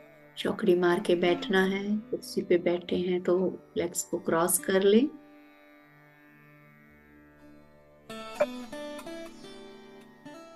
हाथों की उंगलियां एक दूसरे में फंसा लेनी है और आंखें बंद।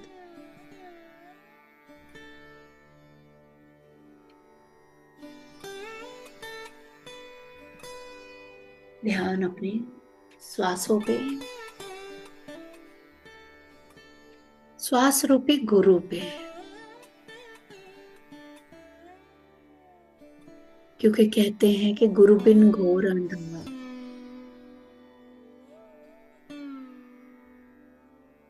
गुरु के बिना जिंदगी अंधकार होती है, तो गुरु हर रूप में हमारे पास आ जाता है। जिसने सीखना हो, जैसे कि विवेकानंद कहते हैं कि जो विवेकवान होता है वो कहीं से भी सीख सकता है, कोई भी उसका गुरु बन सकता है। और विवेकहीन के सामने अगर साक्षात भगवान भी आ जाए तो भी वो उससे नहीं सीख पाएगा। तो फ्रेंड्स, ये हमारी श्वास रूपी गुरु के साथ हम अपनी श्वास से सारा दिन बहुत कुछ सीखते हैं। अपने अंतर मन का, अपने भीतर की स्थिति का मूल्यांकन भी हम अपने श्वासों से ही कर सकते हैं। मेरी श्वास तेज तो मेरी भीतर की स्थिति डामाडोल, मेरी श्वास शांत, मेरा भीतर भी शांत। तो ये श्वास रूपी गुरु के साथ, गुरु चेतना के साथ हम ध्यान की ओर बढ़ेंगे।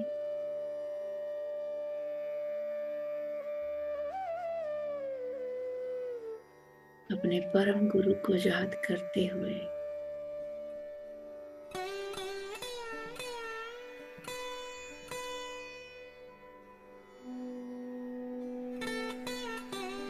उस सुप्रीम को याद करते हुए, उसकी कृपा को याद करते हुए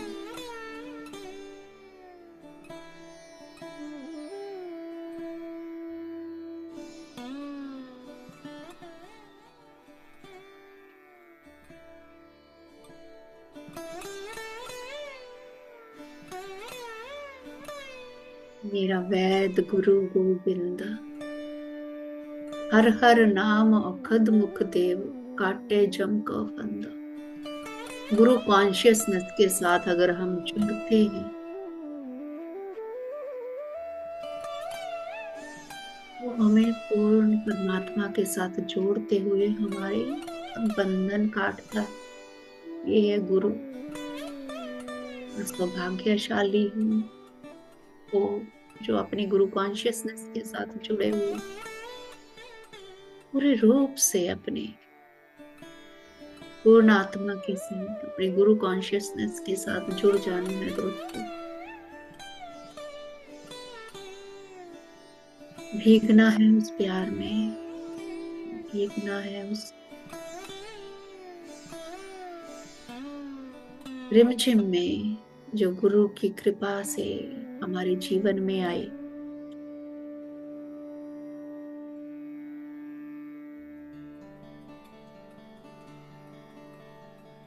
ज्ञान रूपी पिता अगर जीवन में जरूरी है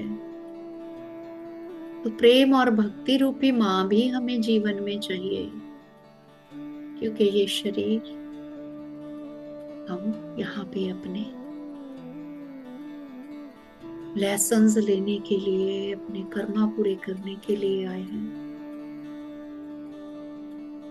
खाली ज्ञान के बिना, साथ प्रेम के बिना जीवन का ध्येय पूरा नहीं हो सकता। जैसे हम कहते हैं कि फैमिली पूरी, पूर्ण परिवार, माता पिता के साथ, ज्ञान रूपी पिता, प्रेम रूपी भक्ति माँ, उसके सानिध्य में हम अपने आप को डुबोते जाएंगे।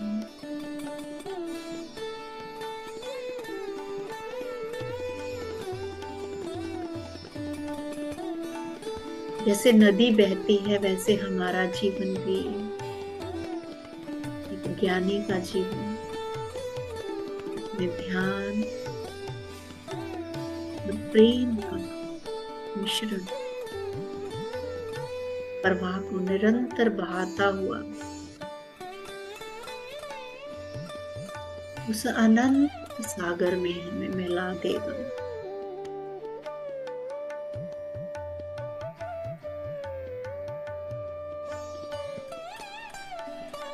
सांसों पे ध्यान, अंदर आती सांस और बाहर जाती सांस, और उसी के साथ अंदर जाते मधुर भाव और बाहर निकलती हर दुविधा मुझे शांत, सहज और स्थिर कर रही है। रूप से स्थिर, सहज।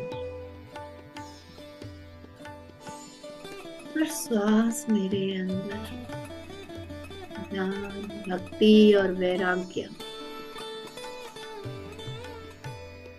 का सम्मिश्रण मेरे अंदर समा रहा है।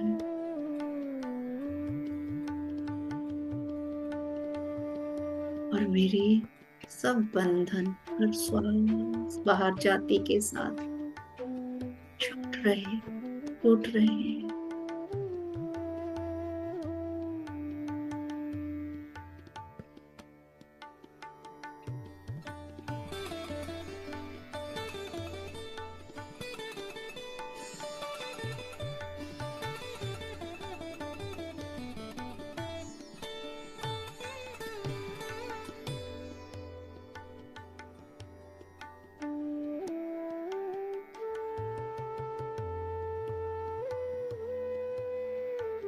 Inhale, just relax.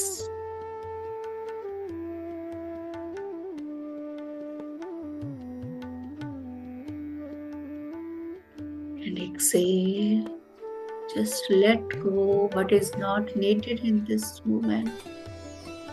Just focus yourself in the present moment, Masters. सहज सरल अपने आप के साथ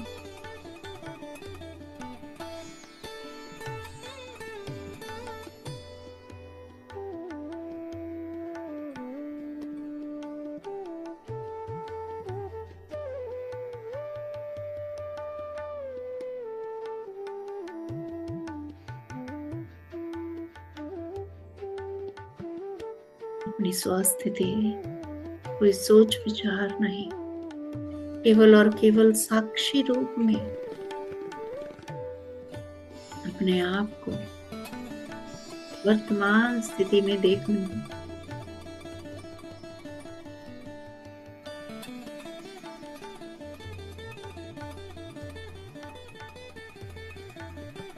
कैसे बुद्धि और मन का सुमेल, ज्ञान और भक्ति का सुमेल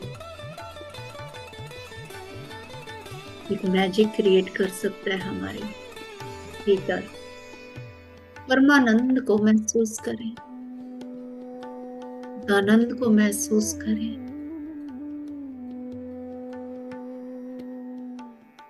कैसे वो एक बालक, छोटा सा अबोध बालक, जब उसने काली घटा में सफेद उड़ते हुए बगलों को देखा तो उस परमात्मा की असीम क्रिएशन, उसकी अपार खूबसूरती,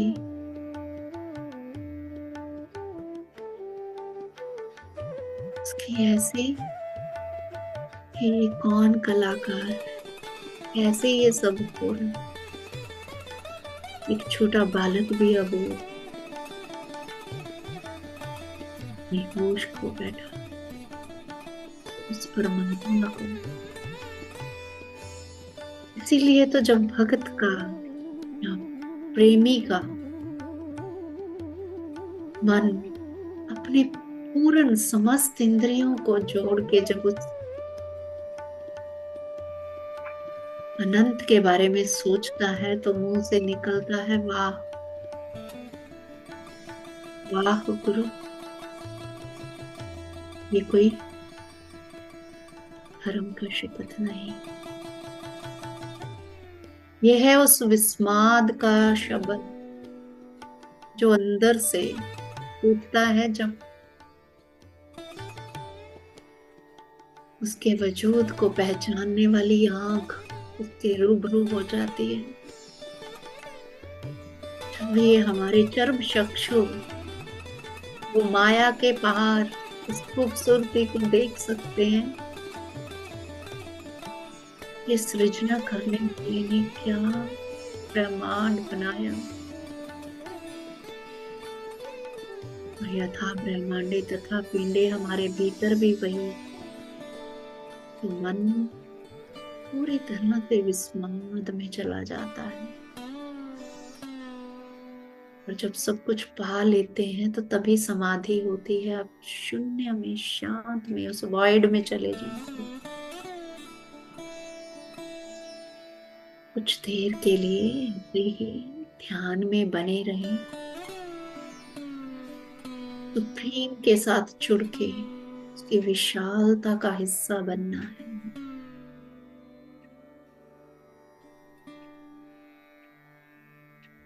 ज्ञान रूपी पिता, मान रूपी प्रेम भक्ति के सानिध्य में ऐसे ही थोड़ी देर जुड़े रहेंगे दोस्तों।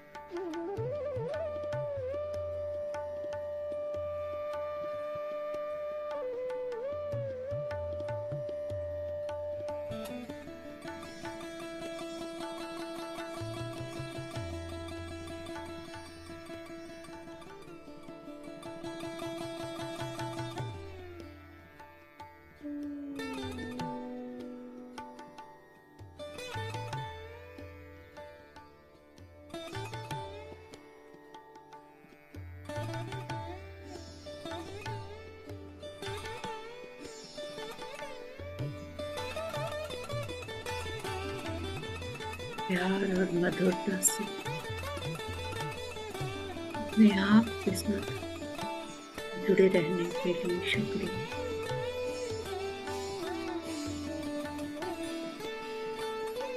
ज्ञान और भक्ति, वैराग्य, अमृत देने वाले परम गुरु की चेतना के साथ जुड़ने के लिए धन्यवाद मास्टर्स। धीरे धीरे ध्यान की ओर से अपना अंतर ध्यान की ओर से ध्यान अपना बाहर की ओर लेके आएंगे, अपने आसपास के प्रति, अपने आसपास के प्रति सजग हो जाना है थोड़ा थोड़ा।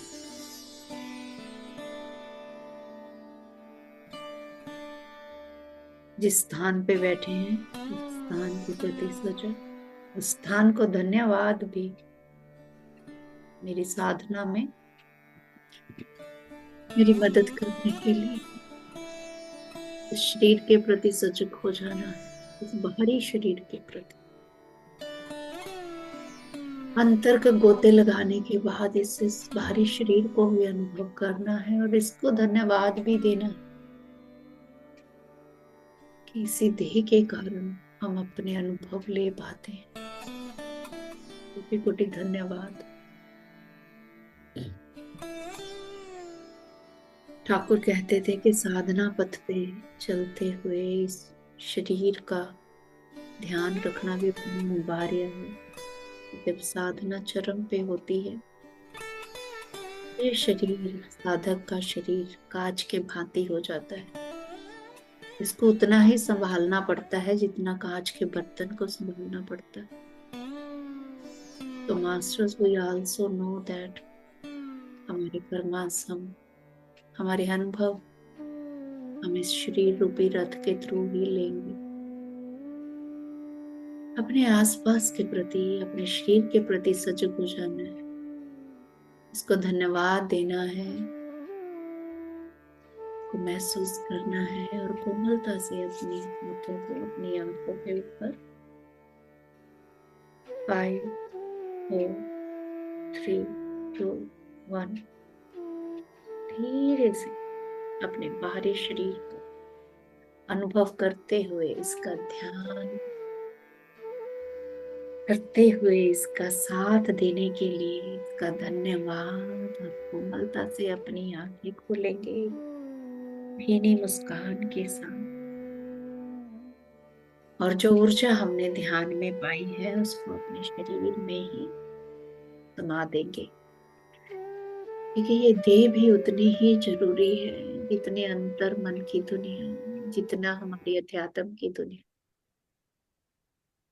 Thank you, thank you, thank you very much. Thank you very much for your divine presence and thank you for being with me. Thank you, Masters.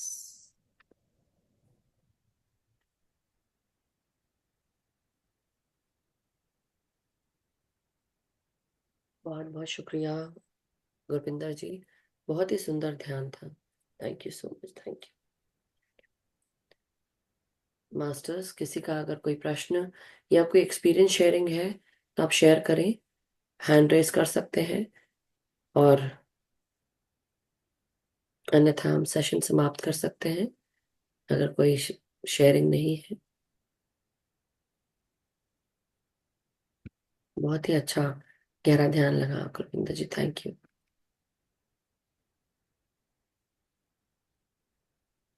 Okay masters, I don't see anybody's hand raises. Krishna aunty, thank you. Yes, unmute करें। हाँ, नमस्कार, प्रणाम। नमस्ते मधु जी और ma'am दोनों को। मैंने ध्यान में ऐसा देखा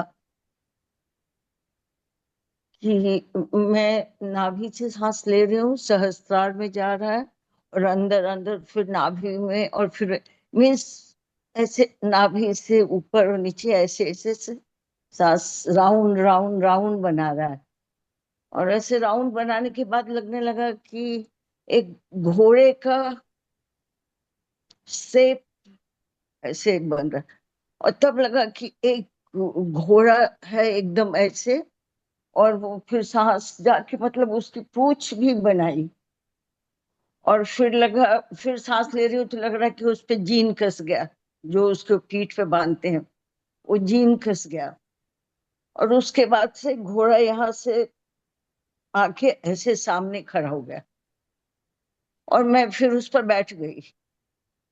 और बैठ गई, घोड़ा एकदम सरपट दौड़ रहा है, और दौड़ते दौड़ते एकदम ऊपर उड़ने लगा, और कहाँ ले गया, आज तक मैं वो जगह नहीं देखा था। एकदम कितना ऊपर ले गया, उसके बाद से लगता है जैसे जमीन है, और वहां जाके खड़ा हो गया। खड़ा हो गया, फिर मैं उतर गई, और मैं ऐसे देख रही हूँ कि कौन सी जगह है, यहाँ मैं क्या करूं, ऐसे से चारों घूम के 2-4 चक्कर ऐसे लगाए। फिर मैं ऐसे ही हाथ ऊपर की बोली, भगवान ने मैं कहाँ हूँ, मैं कहाँ आई और मैं क्या करूं यहाँ ऐसे।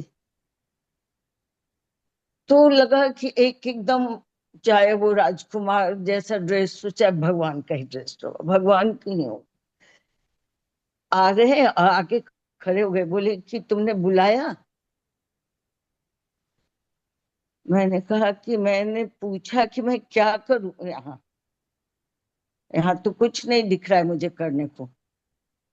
फिर उन्होंने ऐसे हाथ किया, और मैं उनमें समा गई। उसके बाद से फिर नीचे मेरे माथे में हलचल होने लगा, जैसे सब इधर सिधर चल रहा है, बह रहा है, जो भी हो रहा है एकदम पूरा देह में। और उसके बाद से मुझे याद ही नहीं आ रहा है फिर क्या हुआ, लेकिन वो घोड़ा और ये,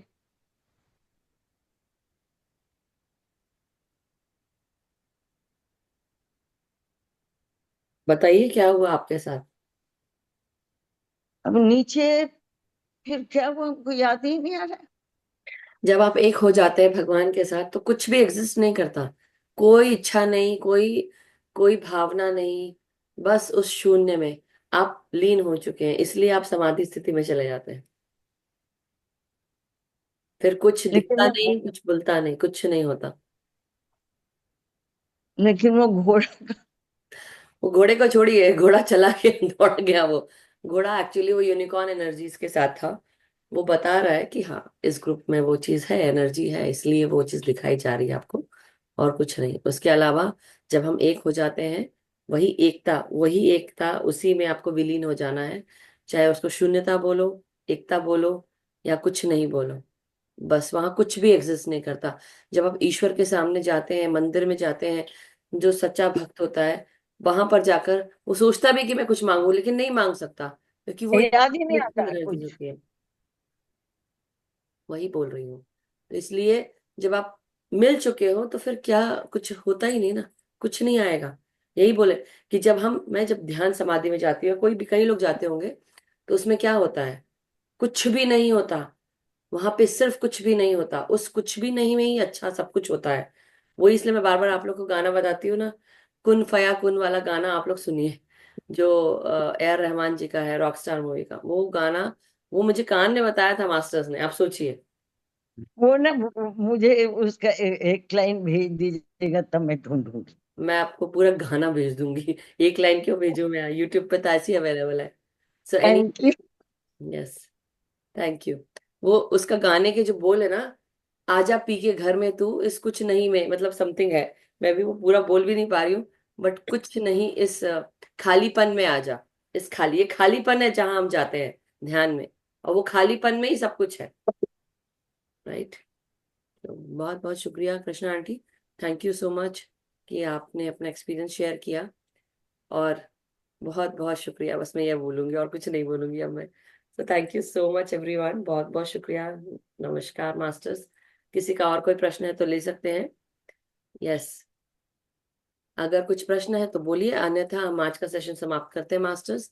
आज का बहुत सुंदर ध्यान और ज्ञान देने के लिए गुरपिंदर जी का बहुत बहुत धन्यवाद, आभार कि हम सबको उस ऊर्जा से जोड़ा, और इसी तरह हम गुरु उपदेश के साथ साथ हम आगे बढ़ते रहे। और एक और बहुत सुंदर बात कहनी है। कल से मास्टर्स हम एक नई बुक की शुरुआत कर रहे हैं जिसका नाम है लैंड ऑफ गॉड्स। और इस बुक का जो ऑथर है उनका नाम है हेलेना ब्लावत्स्की, जिन्होंने शंबाला के दर्शन किए और साथ में वो ज्ञानगंज उसके बारे में। तो कल से हम उस बुक की जो कहानियां है उसके बारे में जानेंगे। तो प्लीज जरूर जुड़िए और मजा लूटिएगा। साथ में उस तरह हम उच्च चेतनाओं के साथ जुड़ने की कोशिश कर सकते हैं। उनसे रिक्वेस्ट करेंगे कि हमें उस ऊर्जा से जोड़े। शुरुआत हो चुकी है आज। सो थैंक यू सो मच, मैं सिर्फ यही कहूंगी। तो thank you so much master, सभी का बहुत बहुत शुक्रिया। गुरपिंदर जी आपका भी बहुत बहुत शुक्रिया। और मैं बस आने वाले दिनों के लिए बहुत उत्सुक हूँ, खुश हूँ कि हम सबके जीवन में एक नई ऊर्जा, नई चेतना के साथ हम सब आगे बढ़ेंगे, ईश्वरी शक्ति के साथ आगे बढ़ेंगे। तो थैंक यू सो मच। आज का हम सेशन यही समाप्त करते हैं। सभी का मंगल हो, सभी खुश रहें, स्वस्थ रहें, सुखी रहें, समृद्ध रहें, यही कामना करते हैं। हम सब अपने जीवन में समृद्ध हैं, खुश हैं, स्वस्थ हैं और आगे निरंतर प्रगति करते रहें, चाहे वो हमारी आत्मा की हो, हमारे जीवन की हो। हम सब आगे बढ़ते रहें, अपना ध्यान अपने आप के साथ करें, सामूहिक ध्यान करें और सबको ध्यान सिखाएं, सबको जागृत करें। लेकिन अपने भीतर जो इनर वर्क करना है वो हमें रोजाना करना है। So thank you so much, love you all, take care, stay blessed, stay happy and stay vibrant. खुश रहिए, बदलते रहिए, क्योंकि प्रकृति हमेशा बदलती है। Thank you so much. अच्छे रूप में बदलते रहिए, प्रकृति हमेशा सुंदर होती है। So thank you so much. Thank you Krishna aunty, thank you Gurvinder ji.